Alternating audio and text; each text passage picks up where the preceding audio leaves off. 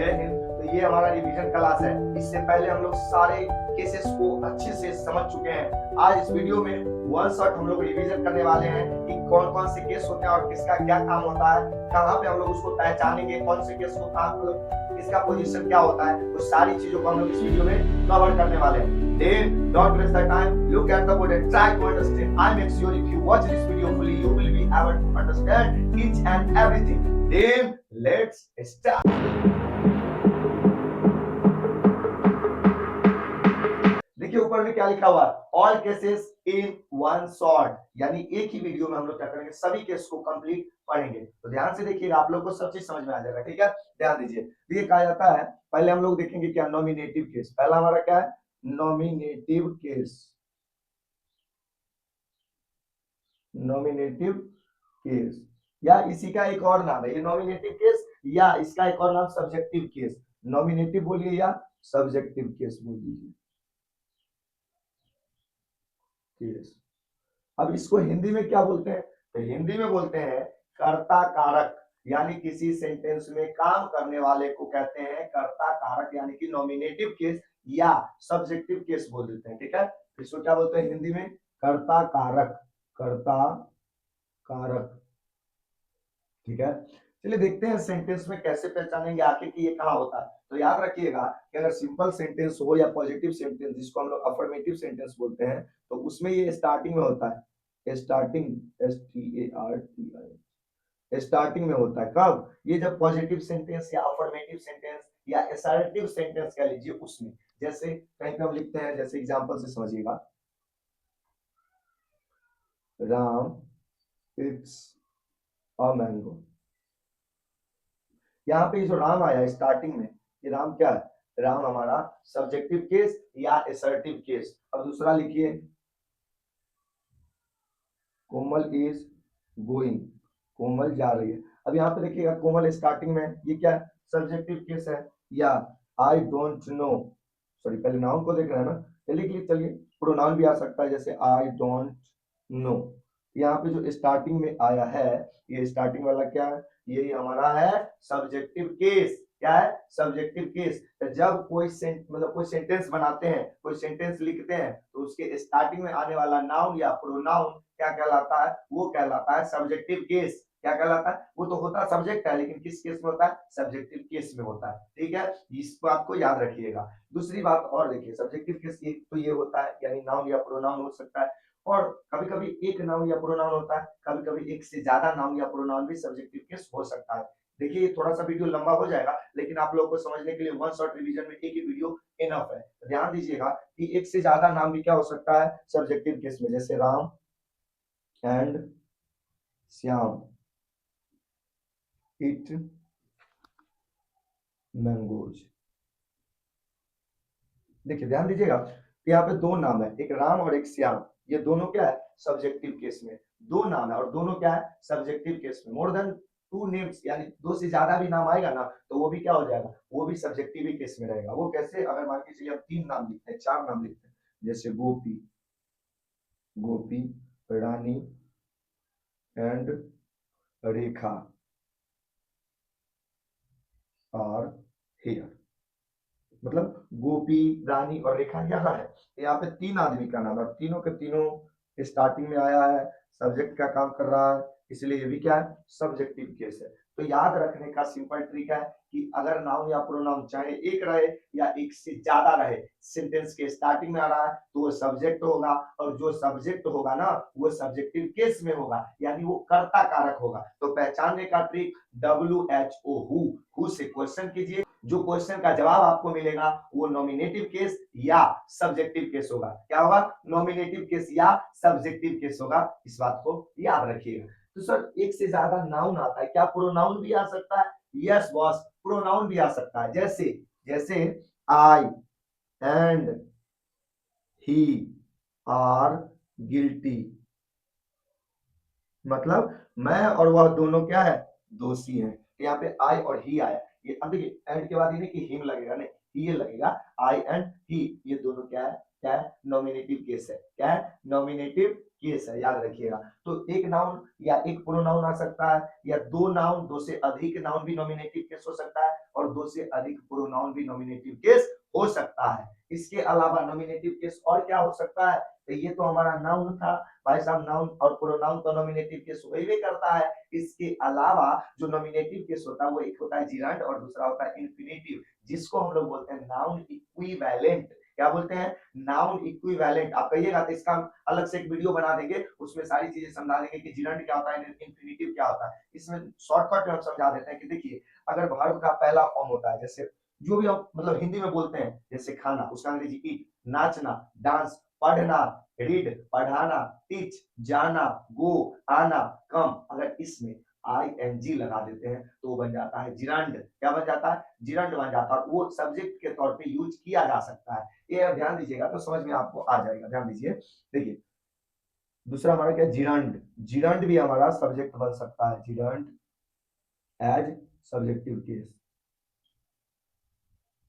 Subjective case, gerund हमारा कैसे subjective case बनेगा, ध्यान से देखिए। जिरंड पहले बोलते किसको है? तो जिरंड का मतलब होता है V1 प्लस ING, यानी वर्ब का पहला फॉर्म के साथ अगर हम लोग क्या लगा देते हैं, तो वर्ब के पहला फॉर्म के साथ ING लगाते हैं तो वो जिरंड कहलाता है। जैसे अगर हम लिखते हैं गो, क्या लिखते हैं? गो, और उसमें लगा देते हैं ING, तो क्या बन जाता है? गोइंग। क्या बन जाता है? गोइंग। अच्छा, डांस, तो डांस में ING लगा देते हैं तो क्या बन जाता है? डांसिंग। क्या बन जाता है? डांसिंग। डांसिंग। प्ले, प्ले में हम लोग अगर आईएनजी लगा दें तो क्या बन जाता है? प्लेइंग। क्या? प्लेइंग। ठीक है। और ये आईएनजी वाला जो होता है ना, ये सब्जेक्ट के तौर पे यूज होता है, तो जब भी सब्जेक्ट के तौर पे इसका यूज होगा तो ये सब्जेक्टिव केस हो जाएगा। वो कैसे, ध्यान दीजिए। जैसे हम एक एग्जांपल यहाँ पे लिख रहे हैं, ध्यान दीजिएगा, या यही लिख लेते हैं, चलिए। जैसे हम लिखते हैं डांसिंग इज एन आर्ट, यानी नाचना एक कला है। अब देखिए स्टार्टिंग में आया डांसिंग, ये डांसिंग क्या है? ये डांसिंग है सब्जेक्टिव केस में, क्योंकि ये शुरू में आया। तो जो शुरू में आता है, क्योंकि इंग्लिश में जो सेंटेंस बनता है उसका स्ट्रक्चर क्या होता है? पहले सब्जेक्ट होता है, फिर वर्ब होता है, फिर ऑब्जेक्ट होता है, यानी सब्जेक्ट वर्ब ऑब्जेक्ट। तो स्टार्टिंग वाला सब्जेक्ट होता है, तो बाबू याद रखना, ये स्टार्टिंग में आया है डांसिंग, ये क्या हो जाएगा? सब्जेक्ट हो जाएगा। जो भी सब्जेक्ट है वो सब्जेक्टिव केस हो जाएगा। इसी तरीके से हम लोग लिख सकते हैं walking is an exercise. Exercise पूरा लिखा। Walking is an exercise, dancing is an art, reading is a skill, playing is an art। तो ये जो हम बोल रहे हैं आईएनजी वाला, वो सबके सब क्या है? जिरंड है। और जिरंड जो होता है ना, वो सब्जेक्ट के जैसा यूज हो जाता है सेंटेंस में, यानी सब्जेक्ट के रूप में उसका यूज कर लिया जाता है, और कहा जाता है कि वो नाउन इक्विवेलेंट है, यानी जब उसमें आईएनजी लगा देते हैं तो नाउन के जैसा बिहेव करने लगता है, और इसीलिए सेंटेंस में उसको सब्जेक्ट बना दिया जाता है। ठीक है, चलिए अब दूसरा देखते हैं। ये तो जिरंड हो गया। अब देखते हैं हम लोग इन्फिनिटिव क्या होता है। क्या देखते हैं? इन्फिनिटिव क्या होता है, तो ध्यान दीजिएगा तो समझ में आ जाएगा। Infinitive, infinitive as subjective case. देखिए इन्फिनिटिव भी क्या बन सकता है? सब्जेक्टिव केस हो सकता है। वो कैसे, आप यहाँ देखिएगा ना तो समझ में आ जाएगा। ध्यान दीजिए, जैसे देखिए इन्फिनिटिव कहते किसको है? तो टू प्लस वर्ब का पहला रूप जो होता है ना, इसी को इन्फिनिटिव बोलते हैं। यानी टू प्लस V1, जैसे to go, to dance, to play, to cook, to read, to teach, to jump, to run, ये सब के सब इन्फिनिटिव है। यानी टू प्लस V1 जब लगा देते हैं तो क्या हो जाता है? वो हो जाता है इन्फिनिटिव। क्या हो जाता है? इन्फिनिटिव हो जाता है। समझ गए? चलिए इससे देखते हैं सेंटेंस कैसे बनता है। जैसे to teach is an art, यानी पढ़ाना एक कला है। पढ़ाना क्या है? एक कला है। इसी तरीके से अगर हम लिख देते हैं to sing, to sing is a skill, यानी गाना एक स्किल है, कौशल है। इसी तरीके से और बना सकते हैं to walk is an exercise, to play is a good skill, यानी खेलना एक अच्छा स्किल है। तो देखिए ये स्टार्टिंग में आ रहा है, टू टीच आ रहा है, टू सिंग आ रहा है, टू वॉक आ रहा है, टू प्ले आ रहा है, टू रीड आ रहा है, टू टीच आ रहा है, टू स्पीक आ रहा है। स्पीक देखिए, बोलना भी एक कला है, बोलना भी एक कला है, चोरी करना भी एक कला है। To steal is also an art, चोरी करना भी एक कला है। तो यहाँ पे जो बता रहे हैं कि टू प्लस व्यूअर ये एज सब्जेक्ट यूज हो रहा है, तो ये भी किस किस किस केस में है, ये भी सब्जेक्टिव केस में है, याद रखिएगा किस केस में है, सब्जेक्टिव केस में। तो सब्जेक्टिव केस में हम लोग देखिए कैसे, तो नॉमिनेटिव केस कैसे फाइंड करेंगे, तो सिंपल सेंटेंस में या पॉजिटिव बोल लीजिए या इसको असर्टिव सेंटेंस बोल लीजिए। तो असर्टिव सेंटेंस के स्टार्टिंग में क्या रहता है, असर्टिव सेंटेंस के स्टार्टिंग में रहता है नॉमिनेटिव केस, क्या रहता है, नॉमिनेटिव केस या कह लीजिए सब्जेक्टिव केस, हिंदी में कर्ता कारक, ठीक है। अब हम लोग देखते हैं इंटेरोगेटिव सेंटेंस में कहां पर रहेगा नॉमिनेटिव केस, ठीक है, ध्यान दीजिए। तो देखिएगा अगर आप इंटेरोगेटिव सेंटेंस, क्या सेकंड है हमारा कि interrogative sentence, INTERROGATIVE, interrogative sentence. पहली बात तो बहुत सारे बच्चा इसको इंट्रोगेटिव पढ़ देता है, जो कि बिल्कुल गलत है। इंट्रोगेटिव नहीं होता है, क्या होता है, ये होता है इंटेरोगेटिव। क्या होता है, इंटेरोगेटिव होता है, ठीक है। देखिए सेंटेंस, तो इसमें ना दो टाइप का ये इंटेरोगेटिव सेंटेंस होता है। एक देखिएगा आप, तो यस नो क्वेश्चन वाला होता है, क्या होता है, यस नो क्वेश्चन। इसमें क्या होता है कि यस नो में आप जवाब दे सकते हैं, कोई भी क्वेश्चन करेगा, यानी हेल्पिंग वर्ब से स्टार्ट होने वाला। जैसे जैसे में आप देखिएगा कोई sentence, are you ready, is he kind, am I poor, is Gopal not ready.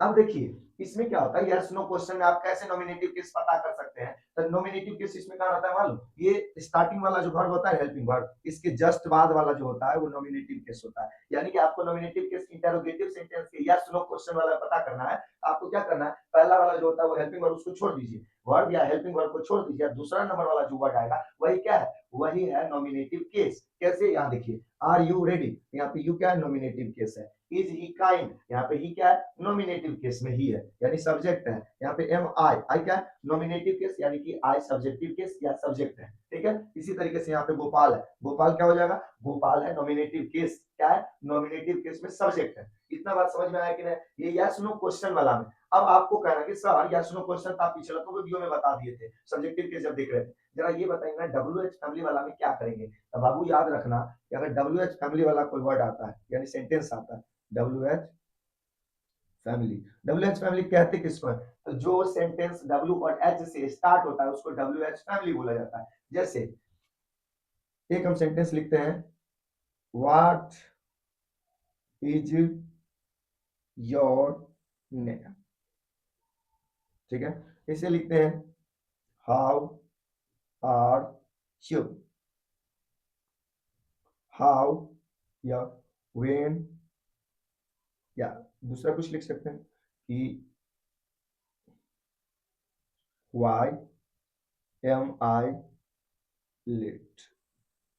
देखिए तो ये जो लिख रहे हैं हम लोग, तो इसमें हम लोग कैसे पहचानेंगे, तो बाबू याद रखना इसका पहला जो होता है वर्ड वो होता है डब्ल्यू एच फैमिली, और दूसरा जो होता है वो हेल्पिंग वर्ब, और तीसरे नंबर पे जो आता है वो क्या हो जाएगा, वही हो जाएगा सब्जेक्ट। यानी तीसरे नंबर का जो वर्ड होगा वो सब्जेक्ट हो जाएगा, यानी कि वो नॉमिनेटिव केस में हो जाएगा। पहचानेंगे कैसे, तो पहला को छोड़ दो, दूसरा को छोड़ दो, लेकिन तीसरा को मत छोड़ो। तो ये हो गया, इसमें पहला को छोड़ दो, दूसरा को छोड़ दो, तीसरा को मत छोड़ो, पहला को छोड़ दो, दूसरा को छोड़ दो, तीसरा को मत छोड़ो। तो डब्ल्यू एच फैमिली वाला में अगर आपको सेंटेंस में सब्जेक्ट पहचानने में प्रॉब्लम है तो ये वीडियो में आपको क्लियर हो जाएगा कि देखिए डब्ल्यू एच फैमिली पहला वर्ड होता है उसको छोड़ दीजिए, दूसरे नंबर पे क्या आता है, तो दूसरे नंबर पे आता है हेल्पिंग वर्ब, उसको भी छोड़ दीजिए। तो तीसरे नंबर पे जो आता है हमारा वो आता है सब्जेक्ट, है ना। तो पहला को छोड़ दो, दूसरा को छोड़ दो, लेकिन तीसरा को नहीं छोड़ो, याद रखोगे ना। तो ये हमारा सब्जेक्ट पहचानने का तरीका है या सब्जेक्टिव केस पहचानने का तरीका है, ठीक है। एक एक्सेप्शन है इसमें, क्या एक्सेप्शन है मतलब, हु इज ही। अब देखिए बहुत सारा बच्चा इसमें कंफ्यूज कर जाता है, सर इसमें कहां पर है सर, बाबू याद रखना कि इसमें हम क्या बताएं कि पहला को छोड़ दो, दूसरा को छोड़ दो, लेकिन तीसरा को मत छोड़ो। तीसरा वाला जो है वो सब्जेक्ट है, याद रखोगे ना। तो यही क्या है, सब्जेक्टिव केस है। तो ये हमारा हो गया इंटेरोगेटिव का। यहाँ पे देखे थे पॉजिटिव सेंटेंस, यहाँ पे देखे थे जिरंड वाला, और यहाँ पे हम लोग देखिए इंटेरोगेटिव सेंटेंस। अब हम लोग देखते हैं इंपेरेटिव सेंटेंस में सब्जेक्ट कहाँ होता है, सब्जेक्टिव केस, और उसे खोजेंगे। तो ध्यान दीजिए बाबू, अगर आपको इंपेरेटिव सेंटेंस में खोजना है तो थोड़ा हमको इरेज करना पड़ेगा, उसके बाद हम बता रहे हैं, ठीक है। अब ध्यान दीजिए यहाँ पे और समझिए। देखिए अभी हम लोग क्या देखेंगे अब कि ये हमारा चौथा है, क्या है इसमें कि इंपेरेटिव सेंटेंस में कैसे फाइंड करेंगे। कौन से सेंटेंस में, इंपेरेटिव सेंटेंस, सेंटेंसेस। देखिए इंपेरेटिव सेंटेंस कहते हैं किसको है, तो जो V1 प्लस ऑब्जेक्ट होता है उसको क्या कहते हैं, उसको कहते हैं इंपेरेटिव सेंटेंस। क्या कहते हैं, इंपेरेटिव सेंटेंस कह देते हैं। जैसे आप एग्जांपल से समझिएगा। देखिए जैसे होता है come here, come here, go there, bring a glass of water for me, don't go in the sun, come here, come go to him, go to your father, come to me, इस तरीके से बोलते हैं। don't make a noise, don't laugh, speak loudly, go slow. ये जो बोल रहे हैं ये क्या है, ये सब के सब इंपेरेटिव सेंटेंस है। इंपेरेटिव सेंटेंस में पहले क्या होता है, V1, उसके बाद आता है ऑब्जेक्ट। लेकिन सर इसमें सब्जेक्ट कहाँ, आपका बोले कि कोनो सेंटेंस जो होता है वो subject verb object, subject verb object से शुरू होता है, लेकिन सब्जेक्ट इसमें कहाँ है। तो देखो बाबू समझो बात को कि हम जो इंपेरेटिव सेंटेंस बोलते हैं वो किसको बोलते हैं, come here, go there, look at the board, किसको बोलते हैं, पे अटेंशन, किसको बोलते हैं, बोलते हैं सामने वाला को। और सामने वाला जो होता है वो यू होता है। सामने वाला कौन होता है, यू होता है। इसका मतलब सर इंपेरेटिव सेंटेंस में क्या छुपा हुआ रहता है, इंपेरेटिव सेंटेंस में हमारा यू छुपा हुआ रहता है। क्या छुपा हुआ रहता है, यू। तो यू ही हमारा क्या होता है, सब्जेक्टिव केस होता है, जो कि हिडन रहता है। तो आप कैसे पता करोगे, तो जो आप इंपेरेटिव सेंटेंस बोल रहे हो उसके स्टार्टिंग में हिडन रहता है, यानी कि जैसे बोले कम हियर, इसका मतलब हुआ यू कम हियर, यानी सुनने वाले को बोल रहा है, यू हमारा हिडन है। ऐसे बोलेंगे bring, BRING, bring for me, मेरे लिए लाओ, ब्रिंग फॉर मी। यहाँ पर लिखे क्या लिखेंगे, यू, क्योंकि यू हाइड है, तो यू हो गया यू। जैसे अब बोलेंगे don't make a noise, don't make a noise, किसको बोलेंगे, सामने वाला को, तो यू हो गया। तो याद रखिएगा इंपेरेटिव सेंटेंस में सब्जेक्टिव केस या सब्जेक्ट को पता करने का क्या ट्रिक है, तो स्टार्टिंग में हिडन रहता है, उसको पहचान लो। हम लोग क्या देखे, तो हम लोग देखे कि किसी सेंटेंस के स्टार्टिंग में, कौन से सेंटेंस, किसी असर्टिव सेंटेंस के स्टार्टिंग में जो वर्ड होता है, नाउन या प्रोनाउन, वो क्या होता है, वो होता है सब्जेक्टिव केस या नॉमिनेटिव केस, यानी वो सब्जेक्ट होता है। तो जो सब्जेक्ट होगा वो सब्जेक्टिव केस या नॉमिनेटिव केस होगा। दूसरी बात हम लोग ये देखे कि कोई भी सेंटेंस जो होता है वो जिरंड से बनाया जाता है, जिरंड मतलब वही आईएनजी वाला, तो वो भी हमारा सब्जेक्ट हो सकता है, यानी सब्जेक्टिव केस हो सकता है। इन्फिनिटिव यानी 2 + V1 भी हमारा सब्जेक्टिव केस के जैसा यूज हो सकता है, यानी किसी सेंटेंस में सब्जेक्ट के रूप में यूज होता है, और वो सब्जेक्टिव केस यानी कि नॉमिनेटिव केस होता है। इसके अलावा देखिए हम लोग कि इंटेरोगेटिव सेंटेंस में कहां पर आता है सब्जेक्टिव केस, इंटेरोगेटिव सेंटेंस में अगर यस नो क्वेश्चन वाला है तो पहला वर्ड जो वर्ड होता है उसके बाद दूसरा नंबर पे जो वर्ड आएगा वही क्या होगा, वो हो जाएगा हमारा सब्जेक्टिव केस, सब्जेक्ट या नॉमिनेटिव केस हो जाएगा। अगर WH फैमिली वाला है तो पहला को छोड़ दो, दूसरा को छोड़ दो, तीसरे नंबर पे जो आएगा वही हो जाएगा हमारा सब्जेक्टिव केस। वो याद रखने का ट्रिक, पहला गलती माफ, दूसरा गलती माफ, लेकिन तीसरा गलती नहीं माफ। तो ऐसे ही आप लोग पता कर सकते हो। अब हम लोग देखते हैं ऑब्जेक्टिव केस क्या होता है, ऑब्जेक्टिव केस कैसे फाइंड करें, ऑब्जेक्टिव केस को हिंदी में क्या बोलते हैं, उस सारी चीजों को अब हम लोग देखते हैं, ठीक है। चलिए तो अब हम लोग देखते हैं ऑब्जेक्टिव केस क्या होता है। तो बहुत ध्यान दीजिएगा, किसी सेंटेंस के लास्ट में जो नाउन या प्रोनाउन आता है वो ऑब्जेक्ट होता है, और जो ऑब्जेक्ट होता है वही ऑब्जेक्टिव केस होता है। तो याद रखने का ट्रिक क्या है कि जो जो चीज सब्जेक्ट बन सकता है वो सब के सब चीज ऑब्जेक्ट भी बन सकता है, यानी जो मेहमान है वो उसका मेहमान हम भी है। याद रखिएगा जो सब्जेक्ट है वो ऑब्जेक्ट भी बन सकता है। तो जब जब कोई सेंटेंस हम लिखते हैं तो उसके लास्ट में ध्यान दीजिए ऑब्जेक्टिव केस, इसका एक ही नाम है ऑब्जेक्टिव केस। ऑब्जेक्टिव केस अगर इसको हिंदी में बोले इसको बोलते हैं कर्म कारक, कर्म कारक, कर्म कारक बोलते हैं। ये किसी सेंटेंस के लास्ट में आता है। याद रखिएगा सेंटेंस का जो स्ट्रक्चर होता है, पहले आता है सब्जेक्ट, फिर आता है वर्ब, और वर्ब के बाद जो आता है वो ऑब्जेक्ट होता है, ठीक है। तो जैसे हम पॉजिटिव या जैसे बोले असर्टिव सेंटेंस में हम लोग कैसे पता करेंगे, तो असर्टिव सेंटेंस में लास्ट में होता है वो ऑब्जेक्ट होता है, क्या होता है, ऑब्जेक्ट होता है, यानी ऑब्जेक्टिव केस में वो होता है। जैसे हम एग्जांपल लिखें, हम लिखते हैं राम इट्स अ मैंगो। तो ये लास्ट में जो मैंगो है ये हमारा क्या है, ऑब्जेक्ट है, और ऑब्जेक्ट है इसलिए ऑब्जेक्टिव केस है। ऑब्जेक्ट है यानी इसीलिए क्या है, ऑब्जेक्टिव केस है। समझ गए कि नहीं समझ गए? इसी तरीके से हम लोग दूसरा लिख सकते हैं, Gopal is beating, Gopal is beating Ram and Gopi. यहाँ पे दो आदमी का नाम है, तो ये दोनों क्या है, ऑब्जेक्टिव केस में है, क्योंकि ये वर्ब है, वर्ब के बाद आने वाला जो होता है नाउन या प्रोनाउन वो ऑब्जेक्टिव केस में होता है। इसलिए किस केस में है, ऑब्जेक्टिव केस में है। किस केस में है, ऑब्जेक्टिव केस में। पता करने का क्या है, कैसे समझेंगे, तो याद रखिएगा कि जब किसी सेंटेंस के लास्ट में कोई नाउन या प्रोनाउन आता है तो वो ऑब्जेक्टिव केस में होता है। अभी तो हम नाउन बताए, अब देखिए प्रोनाउन भी आता है। जैसे सी लव्स मी, ये जो मी आया लास्ट में वो क्या है, यही मी हमारा है ऑब्जेक्टिव केस। ऐसे और लिख सकते हैं, गोपाल लव हेट हेट्स हर, यानी गोपाल उससे नफरत कर। यहाँ पे जो हर है ये क्या ऑब्जेक्टिव केस है।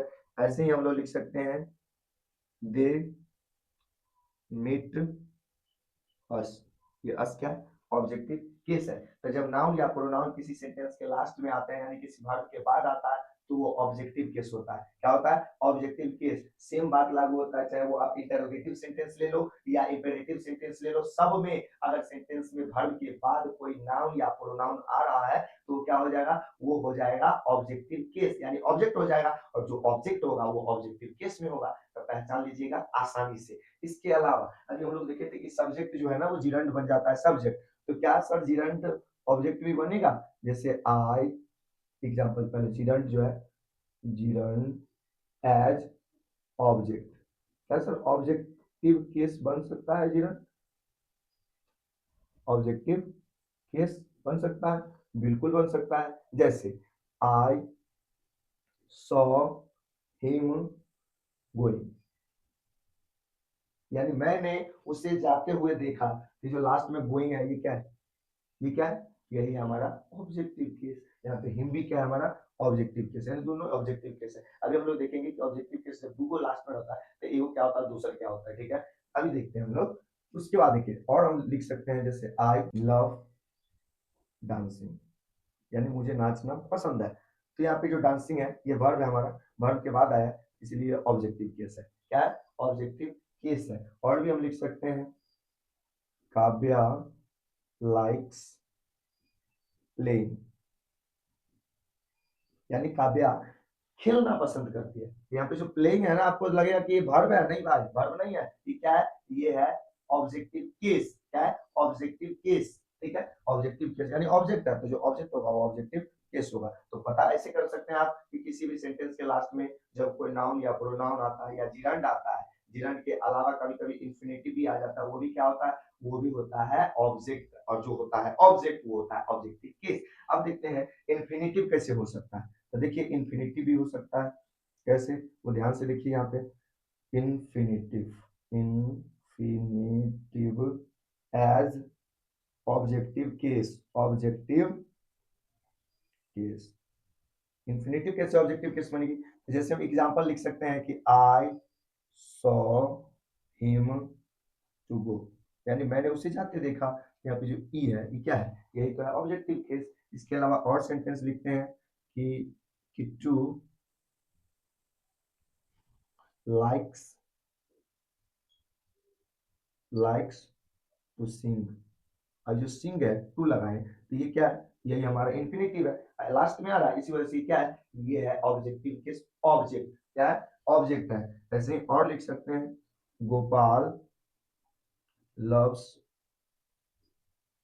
टू डांस, यानी गोपाल को नाचना पसंद है। ये जो लास्ट में आ रहा है ये क्या है, यही हमारा है ऑब्जेक्ट, और जो ऑब्जेक्ट होगा वो ऑब्जेक्टिव केस होगा। तो समझे कि नहीं समझे, यहां तक अगर समझ गए तो अब हम लोग देखते हैं डेटिव केस क्या होता है। डेटिव केस को हम लोग हिंदी में बोलते हैं संप्रदान कारक। डेटिव केस को हिंदी में बोलते हैं संप्रदान कारक। वो कैसे पहचानेंगे, देखिए सेम बात है, जैसे ऑब्जेक्टिव केस है ना, ऑब्जेक्टिव केस के बाद ही आता है डेटिव केस, यानी उसी में रहता है। कैसे पता करेंगे? तो 2 मिनट रुक जाइए, इरेज करते हैं बोर्ड को और उसके बाद हम लोग समझेंगे डेटिव केस क्या होता है। ठीक है,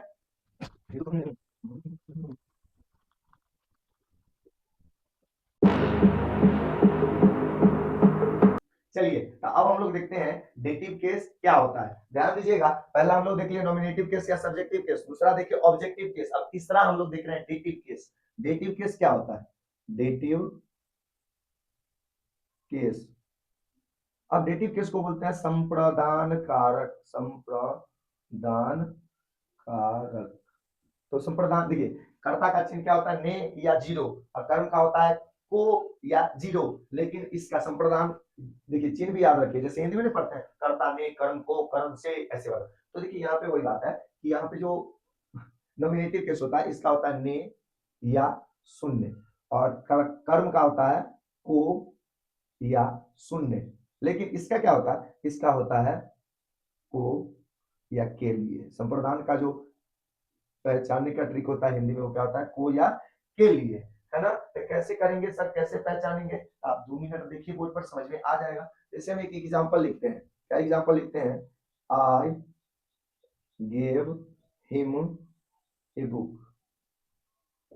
आप वर्ड से देखिए, हम अभी क्या समझाएं कि किसी सेंटेंस के में अगर पहले सब्जेक्ट आता है, फिर वर्ब, उसके बाद जो नाउन या प्रोनाउन आता है वो क्या होता है? वो होता है ऑब्जेक्ट। तो भाई साहब यहाँ पर आप गौर से देखिएगा, इसमें 2 ऑब्जेक्ट है, एक हिम है और एक बुक है, क्योंकि बुक भी नाउन है और हिम तो प्रोनाउन है, तो ये भी ऑब्जेक्ट होगा, ये भी ऑब्जेक्ट होगा। तो भाई डेटिव केस कौन है, ऑब्जेक्टिव केस कौन है? तो याद रखिएगा कि किसी सेंटेंस के लास्ट में आने वाला नाउन या प्रोनाउन अगर वस्तु को बता रहा है तो वो हो जाएगा ऑब्जेक्टिव केस, और किसी सेंटेंस के लास्ट में आने वाला नाउन या प्रोनाउन से किसी इंसान को या लिविंग चीज को बताया जा रहा है, लिविंग क्रिएचर को बताया जा रहा है, तो वो हो जाएगा डेटिव केस। क्या हो जाएगा?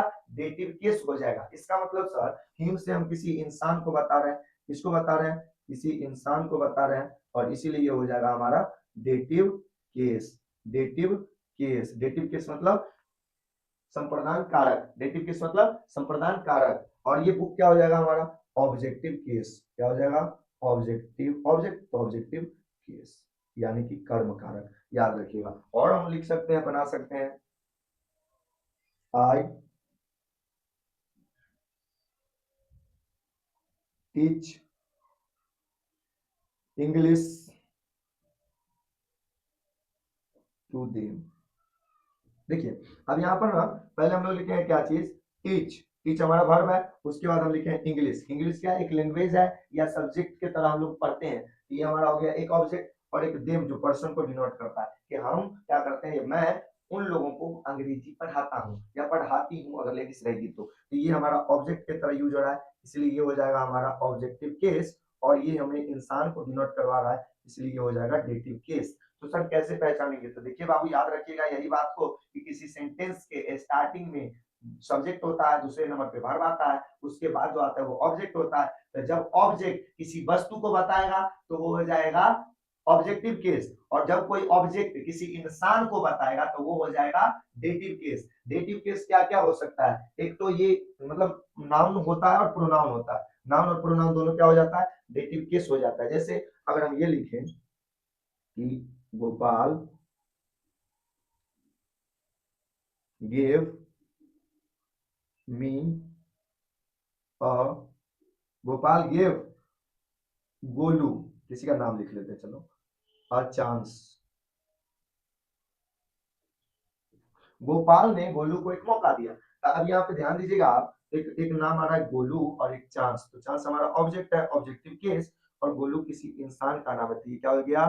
Dative case. तो डेटिव केस बहुत भारी नहीं है, इसको पहचानने का सिंपल सा ट्रिक है, पर्सनल प्रोनाउन को याद कीजिए, और पर्सनल प्रोनाउन के जितने भी ऑब्जेक्टिव केस है, यानी आई का क्या है? मी है, जैसे वी का अस है, यू का यू है, ही का हिम है, और सी का हर है, इट का इट है, दे का देम है। तो ये जो जितना ऑब्जेक्टिव है, मी है, अस है, यू है, हिम है, सी है, हर है, और इट है, देम है, ये सब के सब क्या हो जाएगा? ये सब के सब ऑब्जेक्टिव केस तो है, लेकिन ये डेटिव केस की तरह यूज होता है। और याद रखिएगा कि जब इट का यूज किसी नॉन लिविंग थिंग्स के लिए होगा तो वो हो जाएगा ऑब्जेक्टिव केस, डेटिव केस नहीं होगा। लेकिन जब इट का यूज किसी छोटे जीव के लिए होगा तो वो हो जाएगा डेटिव केस। ठीक है, तो इतना ही है, डेटिव केस बहुत ज्यादा नहीं है। अब हम लोग देखेंगे पजेसिव केस। जी हाँ, क्या देखने वाले हैं? पजेसिव केस ऑफ नाउन और प्रोनाउन। पजेसिव केस को हिंदी में बोलते हैं संबंध कारक। जी हाँ, क्या बोलते हैं? संबंध कारक बोलते हैं। ठीक है, तो अब थोड़ा सा इसको करते हैं इरेज, और उसके बाद हम लोग पढ़ेंगे possessive case of noun and pronoun. ठीक है, चलिए अब हम लोग देखते हैं possessive case of noun and pronoun क्या होता है। ध्यान से समझिएगा। पजेसिव केस, चौथा हमारा क्या है? Possessive case. Possessive case. Possessive case को हिंदी में बोलते हैं संबंध कारक। क्या बोलते हैं? संबंध कारक। संबंध कारक बोलते हैं हिंदी में, और इंग्लिश में पजेसिव केस। तो इसको देखिए, दो तरीके से हम लोग यूज करते हैं। पहला तरीका कि अपस्ट्रॉफी एस लगा करके, और दूसरा तरीका ऑफ लगा करके हम लोग इसका यूज करते हैं। कैसे? आप लोग बोर्ड पे देखिए और समझिए, हम समझाते हैं। ठीक है, देखिएगा। पहला हम लोग देखेंगे तरीका कि इसका अपस्ट्रॉफी एस लगा करके कैसे यूज होता है। देखिए, ये अपस्ट्रॉफी एस होता है। याद रखिएगा कि जब किसी वर्ड के बाद, जैसे हम लिखते हैं राम, क्या लिखते हैं? राम, कोमल, गोपाल, कुछ भी नाम लिखते हैं, उसके नीचे में अगर लगा देते हैं तो ये कॉमा कहलाता है। लेकिन यही चीज जब किसी सेंटेंस में ऊपर में, किसी सेंटेंस के जो सब्जेक्ट होता है या कोई भी वर्ड होता है उसके ऊपर में लगा के उसके बाद एस लगाते हैं या ऐसे लगा देते हैं, तो ये अपस्ट्रॉफी कहलाता है। यदि ऊपर में लग गया था अपस्ट्रॉफी और नीचे में लग गया था कॉमा, है सेम चीज, जगह का अंतर है। जैसे कहते नहीं है कि आप इंसान तो सेम है, लेकिन जगह पे, मतलब जगह के अकॉर्डिंग आपका वैल्यू बढ़ जाता है या घट जाता है। जैसे अगर आप किसी विद्यालय में जाते हैं तो आप महान बनते हैं, लेकिन किसी गलत जगह पे चले जाते हैं, सट्टा करने खेलने जाते हैं, जुआ खेलने जाते हैं, कहीं शराब पीने जाते हैं तो गलत बन जाते हैं, और स्कूल जाते हैं तो अच्छा बन जाते हैं। तो क्या होता है? प्लेस का भी इम्पैक्ट जरूर इंसान पे पड़ता है। तो यही बात है यहाँ भी कि भाई साहब जब ये ऊपर रहेगा तो अपस्ट्रॉफी कहलाएगा, और जब वो नीचे में रहेगा तो कॉमा कहलाएगा। याद रखिएगा, अपस्ट्रॉफी एस का हम लोग यूज करते हैं। ये अपस्ट्रॉफी एस का मतलब होता है का, के, की। अपस्ट्रॉफी एस का मतलब क्या होता है? का, के, की। अब संबंध कारक का चिन्ह भी क्या है? का, के, की। का, के, की। ठीक है, यहाँ पे का, के, की होता है। कैसे समझेंगे? तो देखिए, जैसे हम क्या करते हैं नॉर्मली, जब हम किसी को किसी से संबंध बताने के लिए क्या करेंगे? अपस्ट्रॉफी एस का यूज करेंगे। जैसे आप लोग पूछते हो ना, what is your name, what is your father's name. भाई साहब जब स्टार्टिंग में थे ना, तब किसी, मतलब जैसे हम पढ़ाना शुरू किए तो हमको खुद उतना कॉन्फिडेंस नहीं था, तो हम बच्चे से पूछते थे what is your father's name, तो बच्चा कहता था sir my father name is, वो फादर का देता था। चलो ठीक है, लेकिन बाद में चल के हमको भी समझ में आया और बच्चे को समझाया कि फादर्स मतलब बहुते पापा नहीं, फादर्स का मतलब होता है पिताजी का या पिताजी के, ऐसे होता है, ना कि बहुते पापा का नाम है फादर्स नेम। तो बच्चा बोलेगा फादर नेम, फादर नेम नहीं, फादर्स नेम। ठीक है, कैसे? ध्यान दीजिए, जैसे हम लिखेंगे गोपाल्स सिस्टर इज गुड, गोपाल की बहन अच्छी है, ऐसे लिखेंगे what is your father's name. अब देखिए यहाँ पे ना अपस्ट्रॉफी एस का यूज किया, यहाँ भी अपस्ट्रॉफी एस का यूज किया, और इसका मतलब क्या है? काके की है। जैसे गोपाल सिस्टर इज गुड, यानी गोपाल की बहन अच्छी है। ऐसे ही व्हाट इज योर फादर्स, अब देखिए यहाँ पे अपस्ट्रॉफी एस लगाए कि नहीं? फादर्स नेम, यानी तुम्हारे पिताजी का या आपके पिताजी का क्या नाम है? तो का आया कि नहीं आया? की, का, ऐसे ही आता है। तो ये अपस्ट्रॉफी एस लगा कर पॉजिटिव केस को बता सकते हैं। तो जहां भी अपस्ट्रॉफी एस लगा हुआ है तो क्या हो जाएगा? पॉजिटिव केस हो जाएगा। इसका मतलब गोपाल किस केस में है? पॉजिटिव केस में। यहाँ पे ये किस केस में है? यह पॉजिटिव केस में। मतलब सब नहीं समझे? मतलब ये बाबू कि ये स्टार्टिंग में तो आया, लेकिन ये सब्जेक्ट नहीं है, ये सब्जेक्ट हमारा सिस्टर है। सिस्टर के अकॉर्डिंग यहाँ पे वर्ब लगा। अगर नहीं विश्वास तो देखो एक और सेंटेंस, जैसे हम लिखेंगे गोपाल्स, गोपाल्स अपस्ट्रॉफी एस लगा करके लिख रहे हैं गोपाल्स, यहाँ पर लिख देंगे सिस्टर्स आर अ गुड। अब यहाँ ध्यान दो, अगर तुम कहोगे कि सर इस सेंटेंस का हमारा गोपाल, ये सब्जेक्ट था हमारा गोपाल था, तो यहाँ पे इज लगा, सर यहाँ पे तो गोपाले है लेकिन आर क्यों लगा? यानी इसका असली मतलब ये हुआ कि जो स्टार्टिंग वाला जो वर्ड है ना, ये वर्ड ये सब्जेक्ट नहीं है सर, ये हमारा पॉजिटिव केस है। क्या है? Positive case. ऑफ नाउन, यानी ये सब्जेक्ट है ये नहीं है, ये केवल और केवल संबंध बता रहा है, सब्जेक्ट तो हमारा सिस्टर है, तभी तो इसी के अकॉर्डिंग यहाँ पे आर लगा हुआ है।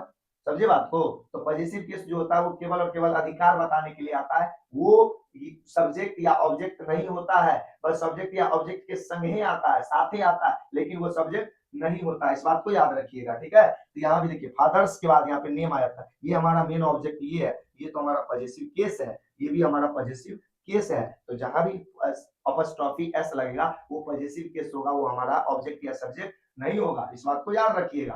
अब बहुत सारे बच्चे को ना अपॉस्ट्रोफी एस लगाने में कंफ्यूजन होता है, कैसे सर? कभी कभी क्या होता है कि अपॉस्ट्रोफी प्लस एस लगाते हैं, और कभी कभी क्या होता है कि केवल अपॉस्ट्रोफी लगता है, और किसी किसी में अपॉस्ट्रोफी प्लस एस लगता है, कंफ्यूजन है। तो याद रखिएगा, नॉर्मली अपॉस्ट्रोफी एस का यूज किया जाता है किसी सेंटेंस में किसी नाउन के पोजीशन को यानी कि संबंध को बताने के लिए, लेकिन कभी कभी क्या होता है कि किसी भी नाउन में स्टार्टिंग मतलब लास्ट में ना एस ऑलरेडी लगा हुआ होता है, तो उसके पोजीशन को दिखाने के लिए ना हम लोग केवल अपॉस्ट्रोफी लगा देते हैं। तो बताओ ना, किसी पार्टी में गए और वहां पे हम एकदम पेट भर के मिठाई खा ली, एकदम यहाँ तक मिठाई खा ली, और उसका घर आए तो क्या हमको मिठाई खाने का मन करेगा? अब मामू आए थे घर पर, अब वहां पे मम्मी हमको फिर दी कि बउआ ले ना 2 मिठाई खा लो ना, मामू आए, खाएंगे? नहीं ना खाएंगे। तो उसी तरीके से किसी वर्ड के लास्ट में अगर एस ऑलरेडी लगा हुआ है और दोबारा उसमें अपॉस्ट्रोफी एस लगाएंगे तो गलत है ना होगा, तो क्या करेंगे वहां पे हम लोग खाली अपॉस्ट्रोफी लगा के छोड़ देंगे। क्या करेंगे? अपॉस्ट्रोफी लगा के छोड़ देंगे। कैसे? यह समझिएगा बात को। जैसे देखिए किसी आदमी का नाम है विकास, विकास, अब एस लगा हुआ है, अब लिखेंगे उसके फादर की बात करेंगे, विकास का पिता जो है ना इज ए बिजनेसमैन, बिजनेसमैन। अब आप यहाँ देखिएगा कि विकास के पिता की बात कर रहे हैं, यार ऑलरेडी इसमें एस लगा हुआ है, एक और अपॉस्ट्रोफी एस लगा दे क्या भाई साहब? ब्लेंडर मिस्टेक हो जाएगा, गलती कर दोगे आप, तो क्या करना होगा आपको? ये केवल और केवल अपॉस्ट्रोफी लगा के छोड़ देंगे, ज्यादा कुछ नहीं करेंगे। लेकिन सर अगर प्लूरल होगा तो, प्लूरल होगा तो तोड़ा उसी का मतलब है, प्लूरल हो सिंगुलर हो उससे कोई मतलब नहीं है। आपको क्या करना है, जैसे आप मान के जैसे हम एक दूसरा एग्जांपल लेते हैं, देखिएगा जैसे हम लेते हैं फार्मर्स, क्या लेते हैं? फार्मर्स। अब इसके लास्ट में ऑलरेडी एस लगा है, तो इस अपॉस्ट्रोफी एस लगा दे क्या? अपॉस्ट्रोफी प्लस एस, ये ब्लंडर मिस्टेक हो जाएगा। क्या करना होगा आपको? केवल और केवल अपॉस्ट्रोफी रहने दीजिए एस के बाद, तो हो गया farmers work is very difficult, यानी किसानों का जो काम है बहुत कठिन है। तो यहाँ पे देखिए अपॉस्ट्रोफी एस लगाए कि नहीं लगाए? लगा ना, केवल और केवल अपॉस्ट्रोफी लगा दी। तो याद रखिएगा सिंगुलर प्लूरल से मतलब नहीं है, अगर किसी वर्ड के लास्ट में अगर आपको उसको संबंध बताना है और उसके लास्ट में एस नहीं है तो अपॉस्ट्रोफी प्लस एस लगा दीजिए। अगर एस पहले से लगल है तो आपको क्या करना है? केवल और केवल अपॉस्ट्रोफी लगा के काम खत्म कर देना है। अब मान के चलिए कहीं पे मेन प्लूरल ऑलरेडी होता है, मैन का प्लूरल क्या होता है? मेन होता है, मेन। अब मेन लगा हुआ है भाई साहब इसके लास्ट में, यानी प्लूरल है, तो क्या सर इसमें खाली अपॉस्ट्रोफी लगा देंगे? नहीं, इसमें अपॉस्ट्रोफी प्लस एस लगाना होगा। क्यों? क्योंकि इसमें एस तो है ही नहीं, एस नहीं है तो एस लगाना पड़ेगा, है ना? क्या करना पड़ेगा? एस लगाना पड़ेगा। Means duty is tough, tough. समझे? तो यहाँ पे अपॉस्ट्रोफी एस लगाना पड़ेगा, ऐसे ही हम और लगा सकते हैं, वीमेंस ब्यूटी। अब देखिए यहाँ पे वीमेंस लगा दिए कि नहीं? ऐसे गर्ल्स अगर ऑलरेडी इसमें लगा हुआ है एस, हॉस्टल, अब देखिए ऑलरेडी एस लगा हुआ है तो क्या करना है आपको? खाली अपॉस्ट्रोफी लगा देना, लेकिन एस नहीं रहेगा, चाहे सिंगुलर हो चाहे प्लूरल, आपको क्या करना है? उसमें अपॉस्ट्रोफी प्लस एस लगा देना पड़ेगा।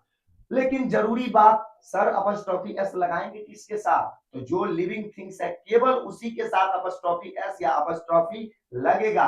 अगर नॉन लिविंग थिंग्स है तो उसके साथ अपॉस्ट्रोफी नहीं लगेगा। तो क्या लगेगा सर? उसके रिलेशन को बताने के लिए, उसके को दिखाने के लिए ऑफ है ना, ऑफ, ऑफ का यूज करेंगे उसके साथ। कैसे? यहां ध्यान दीजिए और समझिए।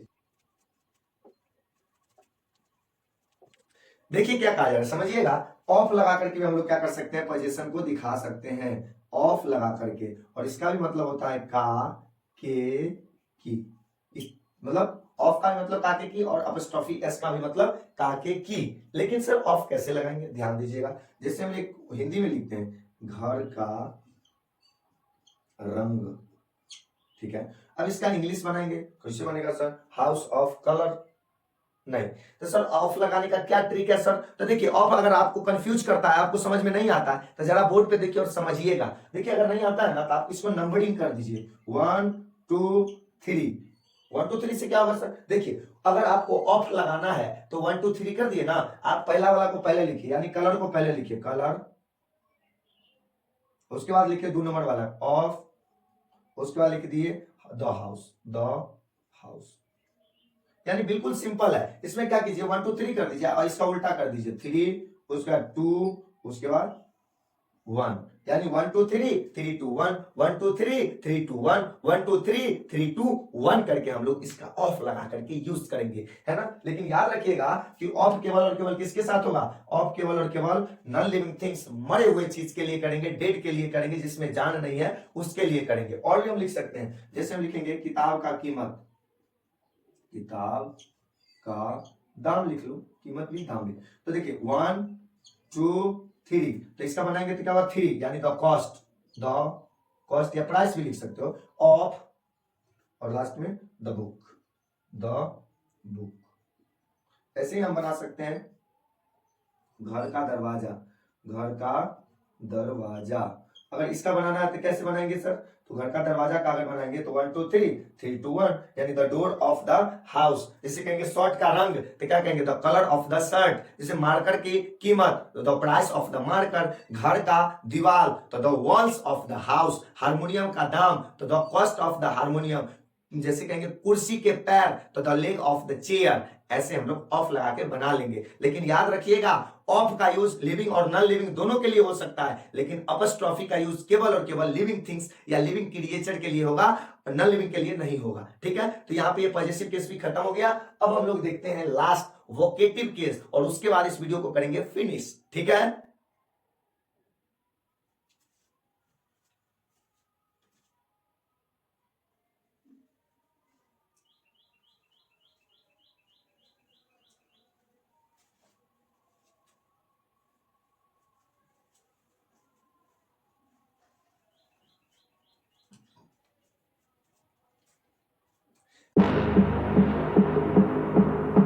चलिए तो अब हम लोग देखते हैं वोकेटिव केस क्या होता है। ध्यान दीजिएगा, वोकेटिव केस, वोकेटिव केस को हिंदी में बोलते हैं संबोधन कारक, संबोधन कारक, संबोधन कारक। इसका चिन्ह क्या होता है? हे, अरे, अरे, अहो, अजी, हिंदी में होता है ना। ऐसे इंग्लिश में बोलते हैं ना ओ गॉड, हे यू, ऐसे बोलते हैं ना। तो ये सब क्या है? यही सब हमारा वोकेटिव केस। लेकिन सेंटेंस में कैसे समझेंगे सर? तो 2 मिनट बोर्ड पे देखिए और समझिए ध्यान से, सब समझ में आ जाएगा। जैसे देखिए हम एक सेंटेंस लिखते हैं, राम कम हियर, कम हियर। अब यहाँ पे देखिएगा हम नॉर्मली कम हेयर बोल रहे हैं, सामने वाले को कम हेयर, लेकिन उसका नाम राम है तो क्या कहेंगे? Ram come here. तो यहाँ पे बोलते हैं ना, जैसे किसी को किसी का नाम लेके बोलते हैं, बउआरे एक गिलास पानी ला, तो हम मेन सेंटेंस क्या बोल रहे हैं? एक गिलास पानी ला, लेकिन उससे पहले क्या बोल रहे हैं? बउआरे। तो ये क्या है? ये एक वोकेटिव केस है, यानी कि ये हमारा संबोधन कारक है, संबोधित करते हुए उसको बोलते हैं, है ना। जैसे मुस्लिम लोग क्या बोलते हैं? या अल्लाह, हे भगवान, या खुदा बोलता है ना। तो ये सब के सब क्या है? या अंग्रेज सब क्या बोलेगा? अंग्रेज सब बोलेगा ओ गॉड। तो ये सब के सब क्या है? ये सब के सब वोकेटिव केस है। सेंटेंस से समझिए, जैसे ये बोल दिए। और हम लोग क्या बोल सकते हैं? Hey you, mind your language, mind your language. Hey you, अपनी जुबान को लगाम दो। तो अपनी जुबान को लगाम दो यहाँ पे कह रहे हैं, तो हे यू करके कर रहे हैं, अरे तुम अपनी जुबान को लगाम दो। तो यहाँ पे हे यू क्या हो गया? ये हमारा वोकेटिव केस। कौन सा केस? Vocative case. यहाँ पे नाम क्या था? वोकेटिव केस, क्योंकि इसमें सब्जेक्ट हमारा हिडन है, और इसीलिए ये जो आ रहा है, यानी जिसको हम पानी लाने बोल रहे हैं उसी का नाम भी ले रहे हैं, तो क्या हो गया हमारा? Vocative case. ऐसे ही कोई बोलेगा oh God, oh God, are you here, हे भगवान तुम यहां हो। किसी आदमी को नहीं बोलते हैं अरे वाह तुम यहाँ हो, वहां तुम्हारी मम्मी खोज रही है, तुम यहाँ हो। तो यहाँ पे ये क्या है, ये ओ गॉड हमारा वोकेटिव केस है। वोकेटिव केस किसी सेंटेंस में पहचानने का क्या ट्रिक है सर? तो किसी सेंटेंस के सब्जेक्ट के जैसे आएगा, लेकिन उसमें अपस्ट्रॉफी एस नहीं, कॉमा लगा हुआ रहेगा। क्या लगा हुआ रहेगा? कॉमा लगा हुआ रहेगा। जैसे हम यहाँ पे बोले हैं, जैसे Raj see this you pay attention